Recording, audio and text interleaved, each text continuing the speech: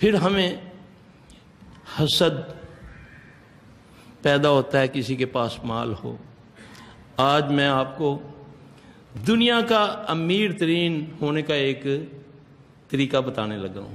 ہونا چاہتے ہو؟ ہے نا کہ دنیا میں سب سے زیادہ امیر بن جائیں. بتاؤں؟ میدان میں بیٹھا ہوں نا, میڈیا بھی ہے, میں میڈیا بھی دیکھ رہا ہے نا مجھے. نبی سے لے کر دے رہا ہوں, نبی صلی اللہ علیہ وسلم سے. رسول اللہ صلی اللہ علیہ وسلم جب صبح جاگتے ہیں سب سے پہلے کیا پڑھتے ہیں؟ الحمدللہ الذی احیانا بعد ما اماتنا والیہ نشور. پھر اس کے بعد آپ پڑھتے ہیں لا الہ الا اللہ وحدہ لا شریک لہ لہ الملک ولہ الحمد یحیی ویمیت وہو حی لا یموت بیدہ الخیر وہو علی کل شیء قدیر. پھر آپ پڑھتے ہیں سبحان اللہ والحمد للہ ولا الہ الا اللہ واللہ اکبر. پھر پڑھتے ہیں اعوذ باللہ السمیع العلیم من الشیطان الرجیم بسم اللہ الرحمن الرحیم ان فی خلق السماوات والارض واختلاف اللیل والنہار لآیات لأولی الالباب. سورہ آل عمران کا آخری رکوع پڑھتے پھر آپ بستر سے اٹھتے. اللہ کے نبی صلی اللہ علیہ وسلم نے فرمایا کہ جس نے سورہ آل عمران کا آخری رکوع پڑھ لیا وہ دنیا اور مافیا میں جو کچھ ہے اس سے اس کے پاس بہتر ہے. یعنی دنیا کے خزانوں سے بہتر جس نے اس کو صبح پڑھ لیا. ایک دن یہ بات میرے ذہن میں آئی. ایک بہت نیک بی بی تھی, کسی شہر سے آئی. آپ یقین جانے میرے اس دن دل میں یہ بات تھی کہ میں نا اس عورت کو نا بڑی زیادتی کرتا ہے یہ شیطان اس کے ساتھ. میں نے اس کو بولا بی بی تم نا صبح فجر کے وقت جب جاگو تو آل عمران کا رکوع لازمی پڑھا کرو. کچھ دنوں کے بعد وہ میرے پاس آئی تو وہ حاضر ہو کے پتہ کیا کہتا ہے؟ مجھے گالی دیتا ہے وہ جن. مجھے کہتا ہے سلفی تجھے یہ ہو جائے, یعنی کہ گالی ماں بہن کی دے کر کہتا ہے کہ تو نے میرا بیڑا غرق کر دیا, میری ساری طاقت ختم کر دی ہے. کہتا ہے جب یہ رکوع پڑھ لیتی ہے سارا دن میں کیا میرا پنڈت زور لگا لیتا ہے ہم اس کے قریب نہیں جا سکتے. بچپن سے وہ اس کے ساتھ تھا. وہ نبی صلی اللہ علیہ وسلم کی باتیں ہیں, تمہیں نہیں جانتے, تمہارے جو آگے پردے ڈلے ہوئے ہیں اس کا فائدہ کیا ہے؟ جو نبی نے فرما دیا نا کہ اس گھر سے خیر ختم نہیں ہوتی, جس کبھی خیر ختم نہیں ہوگی جس گھر میں ہاتھ دھو کر کھانا کھایا جائے اور کھانے کے بعد ہاتھ دھوئے جائیں تو مان جاؤ.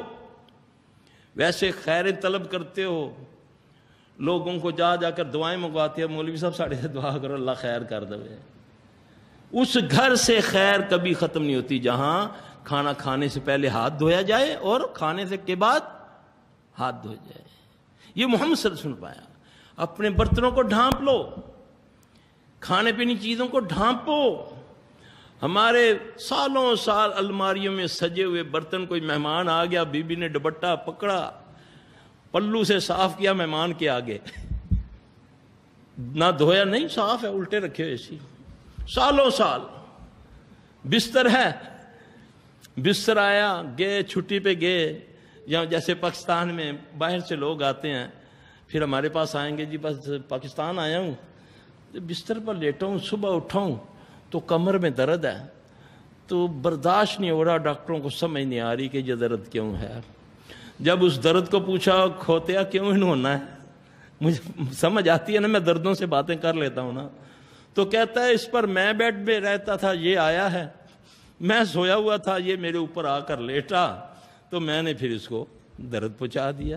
یعنی کہ آپ نے فرمایا بستروں کو جھاڑا کرو.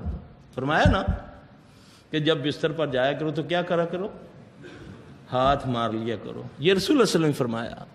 ہم آتے ہیں انگڑائی لی کر کے منہ کھولا, منہ سے بھی اندر کمر سے بھی اندر, بیماری لگ گئی.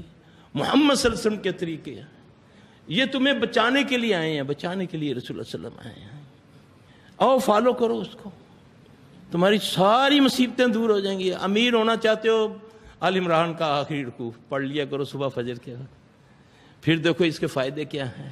جب آپ نے فرمایا کہ جو دنیا میں ہے دنیا میں جو اس کے اندر جو کچھ ہے اس سے بہتر ہے جس نے اس رکوع کو پڑھ لیا.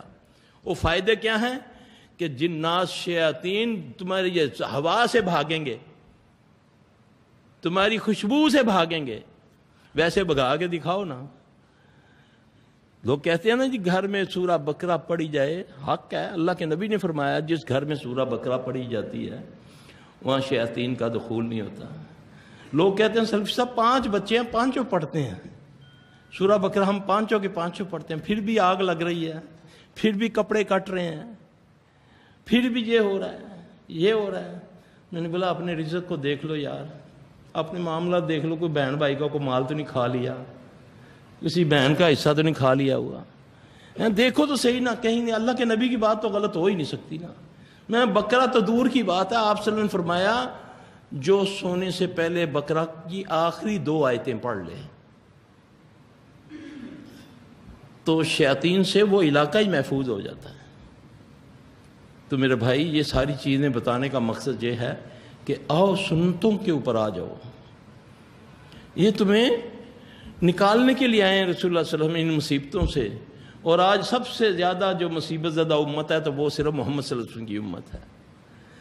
چاہے افریقہ ہے، چاہے یورپ ہے، چاہے ایشیا ہے، چاہے کچھ اور ہے، جہاں مسلمان اذیت میں ہے اسی وجہ یہ ہے کہ اس نے اپنے اصل کو چھوڑ دیا. اللہ تعالیٰ مجھے اور آپ کو عمل کی توفیق عطا فرمائے.